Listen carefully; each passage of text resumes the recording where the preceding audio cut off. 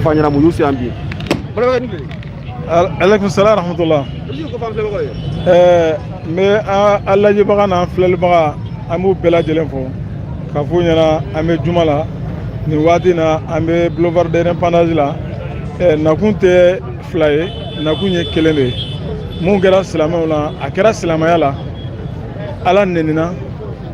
ka an ka rasul sallallahu alaihi wasallam muhammadu on nenina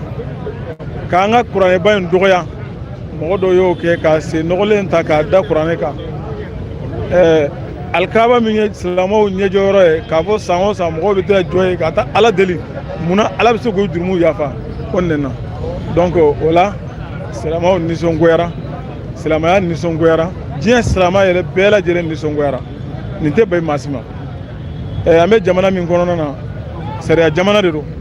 an y'a yira an ka autoritéw la k'a fɔ ko mun kɛra silamɛya la mun kɛra silamɛw la a tɛ bɛn a ɲɔgɔn kana kɛ diɲɛ kɔnɔ tugun mali tɛ dɛ a kana kɛ diɲɛ kɔnɔ parce que wale minnu kɛra minnu bɛ se ka dugukolo yɛrɛ halaki minnu bɛ se ka jamana yɛrɛ halaki o walew de kɛra mais an b'a deli ala subahana taala fɛ ala ka se ka yafa ma ala k'an makoto ala kana minɛ ni nin kodɔnbali in ka ko ye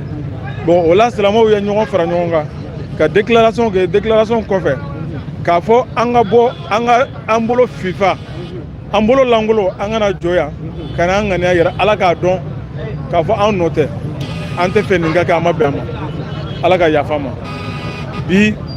n'i ye misaliya ta nin na silamɛya la a bɛ komi badiri kɛlɛ o ma k'anw ɲɛna donc an seko ye mun ye nin na marifaw taar'o la muruw taar'o la mais muru ta tɛ nin na marifa ta tɛ nin na ka na an ka nisɔndiya yira ala ta kɔfɛ munna a ɲɔgɔn segin kana k'a kan mais an b'a fɔ an ka autoritéw ɲɛna u ka cɛ in minɛ silamɛya la mun fɔra nin na a bɛ hadisa jɛlenw kɔnɔna na a bɛ kuranɛ kɔnɔ k'a fɔ n'i ye nin ɲɔgɔn kɛ i joli dagalen don silamɛya la o tɛ tiɲɛ ye o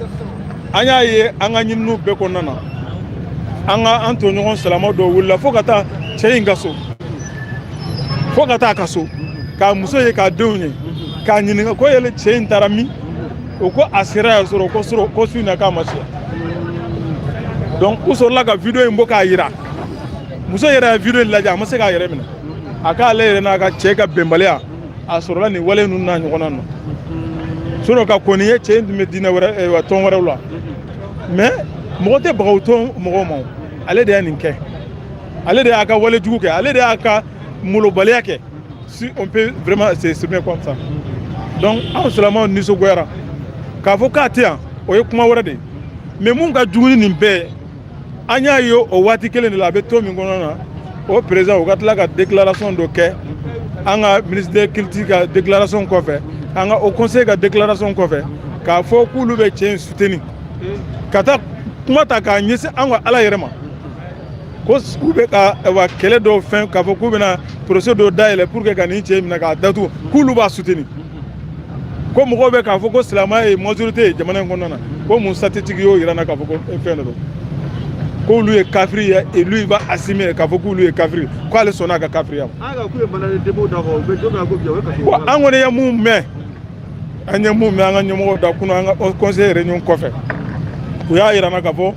u ka mɔgɔ 4 ka taa se 5 ɲɔgɔn ma k'o minɛna k'o bɛ kasobonba la bon minɛni in tɛ o parce que mali justice bɛ cogo min na an b'a dɔn an dalen d'u la dɛ mais an tɛ fɛ nin de ka politiser ka nin kɛ politique mɔgɔw bɛ minɛ cogo min na an ka ala yɛrɛ de nenina mali kun ka dɔgɔ kɔrɔ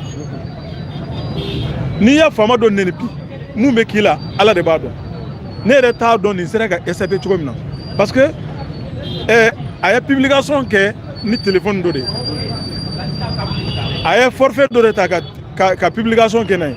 et les numéros sont identifiés numéro identification kun tɛ fɛn wɛrɛ ye nin n'a ɲɔgɔnnaw de don c'est à dire n'i ye fɛn kɛ n'a ma bɛn numéro min y'a yira de coup orange b'a identifier ou bien malitel b'a identifier mais munna nin cɛ in ta ma se ka kɛ ten étant donné que ala yɛrɛ de nin na donc olu ka ko an bɛ ka c'est à dire an b'a fɔ ko il y a 2 poids 2 mesures mais u k'u yɛrɛ kɔlɔsi nin ko in na nin ko in ka bon nin ko in tɛ jamana ko ye nin ko in ye ala ko de ye n y'a fɔ n ka kuma kɔnɔ n ko ala bɛ se ka dugukolo halaki nin ko in kosɔn mais ala ka ɲi ala k'an kisi o ma ala ka ɲi an b'a ɲini u fɛ nin bɛ yɔrɔ o yɔrɔ a bɛ Mali de kɔnɔna na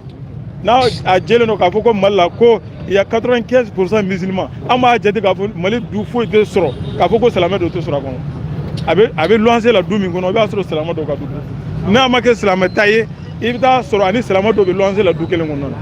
mais nin sera ka jɛnkɛ dɔɔnin hali polisiw yɛrɛ ka ɲinini kɔfɛ olu b'a yelen don n'u y'a ye video la olu kan ka fara ɲinibagaw kan k'a di faamaw mais munna nin bɛ dan kɛ donc faamaw ka responsabilité b'a la vraiment on a beaucoup de respect pour eux mais u k'u jija u ka nin ko in sinsin k'a s'a dan na sinon ni silamɛw y'a sɔrɔ mun tɛ ka fɛn kɔnɔna na o bɛ sɔrɔ a la dɛ voilà donc an bɛ foli de kɛ minnu tɛ pouvoir de indépendance la u k'a dɔn k'a fɔ an bɛ yan kɛnɛ fara ka ban silamɛw ka bɔ an kana an ka nisɔngoya jira an kana baraji ɲini mɔgɔ mɔgɔ bɛ bɔ i ka so k'i ŋaniya siri k'i bɛna yan i bɛ duwawu de sɔrɔ i bɛ baraji de sɔrɔ i tɛ ɲagata sɔrɔ donc an bɛ foli kɛ ka danni ma juma waati sera an bɛna juma labanw sabati aw yɛrɛ a tulo bɛ kumaw la donc n b'a fɔ a ma assalamu alaikum wa rahmatullahi wa barakatuh. Bismillah. Wala nugu la hawla wala quwwata illa billah. La hawla wala quwwata illa billah. La hawla wala quwwata illa billah. أعوذ بالله من الشيطان الرجيم بسم الله الرحمن الرحيم أعوذ بالله من الشيطان الرجيم بسم الله الرحمن الرحيم فان بكل بالا أعوذ بالله من الشيطان الرجيم بسم الله الرحمن الرحيم أيوة نالا عم تفسير التكبير